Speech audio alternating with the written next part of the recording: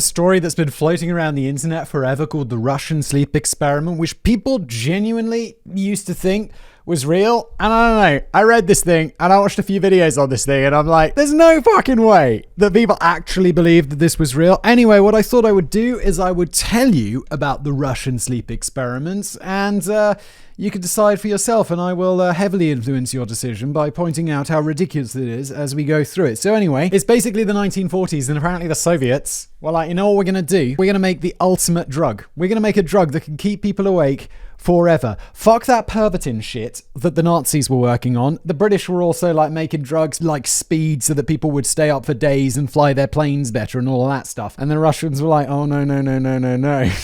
Keep people up for a few days. Fuck that shit. We want to keep people up for 30 days. That's what we're going to do. So they go into the lab and the Soviet crazy mad scientists start making all these drugs. And by the way, Soviets, this I personally think is absolute nonsense. This is like tales of the internet creepypasta bullshit. But they did this experiment where there was a Soviet scientist and he took the head of a dog and sewed it onto another dog's body.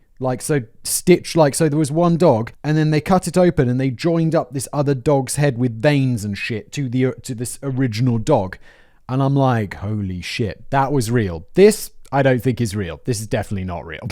But people thought it was real because I think they had been using too many drugs. Anyway, just to put some perspective on that, apparently the record for people staying awake is currently 11 days. So 30 days, gotta say, is a bit of a stretch from the old Ruskies. Story goes that they made this drug and it's in like this special gas drug or whatever that they're going to use on these people. And, you know, this being the Soviet Union, they're like, where should we get test subjects from? Should we test it on animals?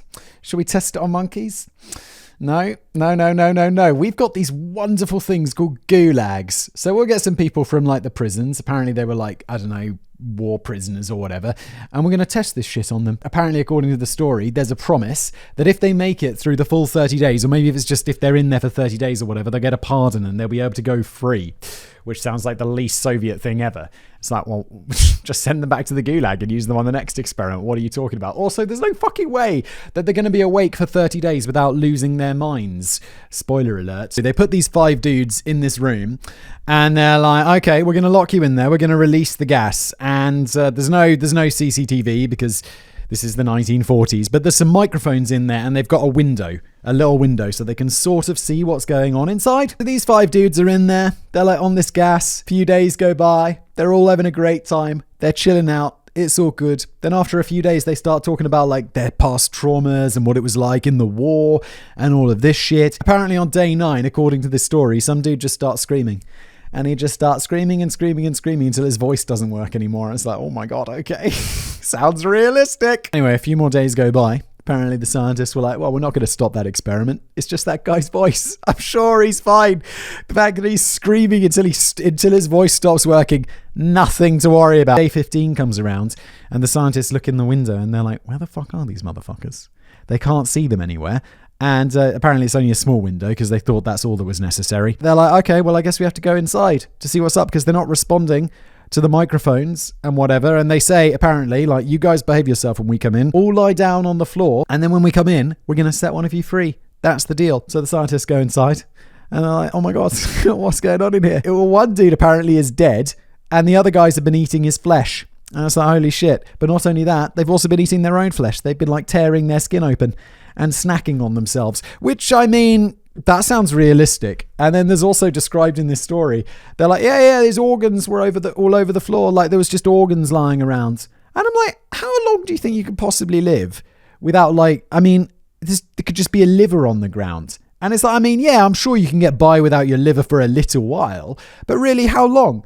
And also, that's not considering things like blood loss. Somehow 4 of these dudes who are basically eating themselves and the other dude are still alive. And the scientists are like, I imagine at that point, they just, you know, walk slowly out of the room. And they lock the door and then they're like, okay, we need some soldiers to come by and sort this shit out because shit got a little bit real for us. We're just scientists. Maybe we should have thought about this. Just go in. And immediately they're attacked by one of the prisoners. And I shit you not, it is described that one of them has their balls ripped off. It's like, nah. It's just like, okay, I'm reading like child fan fiction, or not like fan fiction, just like a story that someone wrote for creative writing class when they were 11. And apparently some of the soldiers die. They were having their balls ripped off And apparently it was so intense that some of the soldiers killed themselves later just because they can't take how intense it was. So they take these guys out of this thing, these surviving guys, and they're like, well, let's try and fix them up. Let's make sure they're all right. And they're all screaming that they just want the gas to be turned back on. They just want the gas. They put him on the... Well, they don't want to do that. So they put him on the table and they're like, let's patch him up. Let's make him good. They give him anesthesia and he immediately dies. And the second guy is like, well, okay, let's... And the doctor's like, well, let's not give the second guy anesthetic because it really killed the first guy. And the second guy's like, yeah, that sounds good. I don't need that anesthetic shit. And so they're like cutting him up and they're putting all of his organs back inside, which is also like, that's not how it works. And how long have those organs just been hanging around outside the body without any cooling?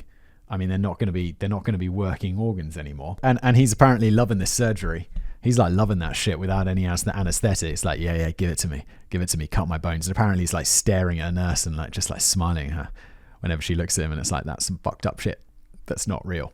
Anyway, this dude's still absolutely mental. Apparently a dude from the KGB arrived because, of course, how could you have a story about the Soviets and, not have the KGB in there? And the KGB's dude's like, well, why don't we just give him the gas? He's asking for the gas. He obviously needs it. So they give him the gas and then they're talking to him and he's like, I'm a part of you. Like, my craziness is just what you keep below the surface. And I'm just thinking, that's mate. No, I don't have some layer of sanity that stops me from eating my fucking liver. Obviously not. Why? Apparently the researchers shoot the guy or whatever. And at this point in the story, I was like, I'm fucking done.